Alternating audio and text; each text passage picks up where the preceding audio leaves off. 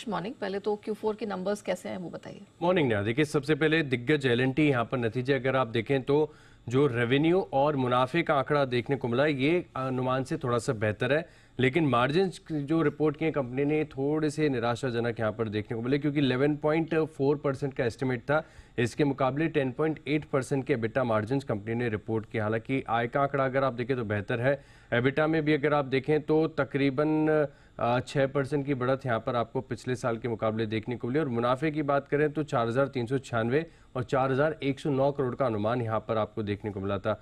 अब खास बात इसमें यह है कि गाइडेंस के चलते इस स्टॉक में एक्शन आपको देखने को मिल सकता है, क्योंकि 15% रेवेन्यू ग्रोथ FY25 के लिए, 10% की जो ग्रोथ है ऑर्डर इनफ्लोज में ये बताई गई है, लेकिन FY24 में ये 20 से 21% था, तो इसके ऊपर जो है स्टॉक आपको ज्यादा रिएक्शन दिखाएगा, फोकस रखेगा।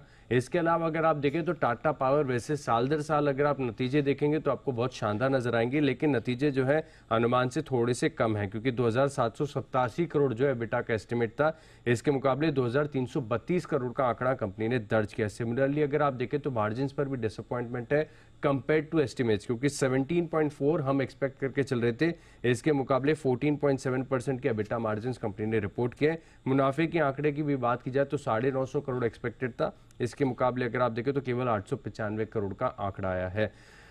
टीवीएस मोटर्स यहाँ पर भी आप फोकस करके चल सकते हैं, क्योंकि मुनाफे का आंकड़ा जो आया है कंपनी का ये अनुमान के थोड़े से कम ही देखने को मिल रहा है, क्योंकि 540 करोड़ एस्टिमेटेड था, 485, लेकिन बाकी सब पैरामीटर्स पर अगर आप देखें तो आपको नतीजे अच्छी नजर आएंगे। 11.1% एस्टिमेटेड थे, मार्जिन 11.3% आए।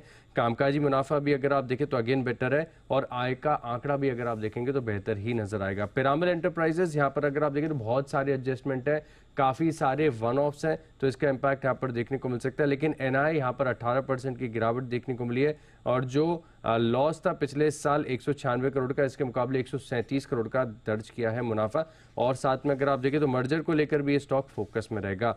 बीएसई लिमिटेड यहाँ पर अगर आप देखें तो सिर्फ मार्जिन गिरे, बाकी हर पैरामीटर पर स्ट्रॉन्ग नतीजे, 2 टाइम्स जंप आपको केवल रेवेन्यू में देखने को मिला है। कामकाजी मुनाफा 20% की बढ़त यहाँ पर देखने को मिली है, और जो टोटल मुनाफा है यहाँ पर अगर आप देखें तो 17% की बढ़त है। 15 रुपए प्रति शेयर के फाइनल डिविडेंड का भी ऐलान किया, साथ में कुछ और खबरें भी हैं जिसके चलते बीएसई लिमिटेड रडार पर रहेगा। ओके, चलिए, ये कुछ स्टॉक्स हैं जिन पर फोकस करिएगा। आज मार्केट खुलने के साथ यहाँ जरूर एक्शन दिखेगा, लेकिन आशीष और कौन सी खबरें जहां पर फोकस करना, ट्रिगर्स कौन से महत्वपूर्ण? देखिए, नतीजों के आधार पर अगर आप देखें तो Asian Paints, BPCL, HPCL, Escorts Kubota, Abbott India, MGL, PNB, ये स्टॉक आप अपने रडार पर रखिएगा। इसके अलावा बीपीसीएल, एचपीसीएल को रखने के लिए फोकस में एक और कारण ये भी है कि बोनस शेयर जारी करने पर दोनों कंपनीज की बैठक होगी। शेयर इंडिया सिक्योरिटीज यहाँ पर अगर आप देखें तो नतीजों के साथ जो स्टॉक स्प्लिट है इसके ऊपर भी विचार किया जाएगा। सोलारा एक्टिव यहाँ पर आप देखिए राइट्स इशू के टर्म्स पर विचार करेंगे, और मारुति सुजुकी ये स्टॉक भी रडार पर रखे, क्योंकि स्विफ्ट 2024 जो है वो लॉन्च होगी 12 बजे के अराउंड। बात करें अगर आप प्राइमरी मार्केट के एक्शन की, तो सबसे पहले इंडीजीन का जो आईपीओ बंद हो चुका है कल, इसके फाइनल अपडेट्स आ गए, बहुत शानदार रिस्पांस मिला है। 70 टाइम्स का टोटल सब्सक्रिप्शन है यहाँ पर अगर आप देखें तो क्यूआईज में 193 राउंड फिगर आपको बता रहा हूँ, और रिटेल में लगभग 7.7 टाइम्स का सब्सक्रिप्शन देखने को मिला है। अवतार हाउसिंग फाइनेंस यहाँ पर अगर आप देखें तो कल पहला दिन था, और टोटल 46% का सब्सक्रिप्शन यहाँ पर देखने को मिला है। टीबीओ टेक यहाँ पर अगर आप देखें तो अच्छा रिस्पांस है पहले ही दिन।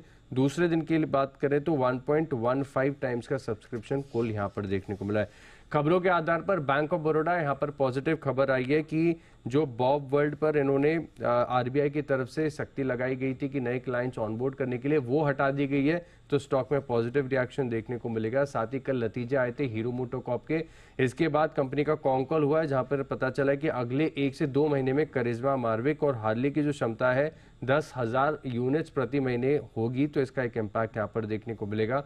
आरवीएनएल को करीब 167 करोड़ का ऑर्डर मिला है, इसके चलते फोकस पर रखें। एनबीसीसी 2 ऑर्डर मिले 400 करोड़ के, और टीवीएस सप्लाई चेन सॉल्यूशंस यहाँ पर भी अगर आप देखें तो आयशर वीईसीवी के साथ warehousing logistics solutions provide करने के लिए इन्होंने 3 साल का करार किया है, तो स्टॉक पर भी नजर रखिए। ऑलराइट, चलिए, थैंक यू आशीष, पूरी डिटेल दर्शकों के साथ साझा करने